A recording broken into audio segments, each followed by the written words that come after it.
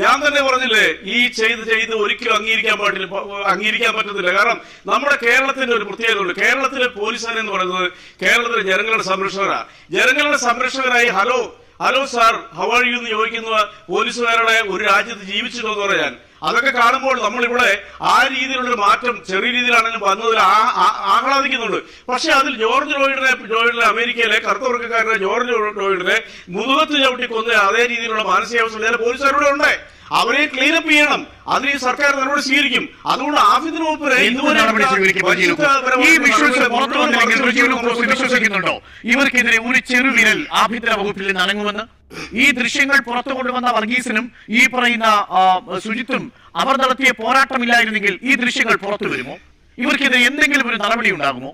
ഒരു കൈകൊണ്ട് മർദ്ദിച്ചു എന്ന പേരിൽ ഒരു വർഷത്തിൽ താഴെ തടവ് ലഭിക്കാവുന്ന ഒരു കുറ്റം, അതും സർവീസ് കഴിഞ്ഞിട്ടായിരിക്കും അതിന്റെ വിധിയും ശിക്ഷയും ഒക്കെ നടപ്പാക്കാൻ പോകുന്നത്.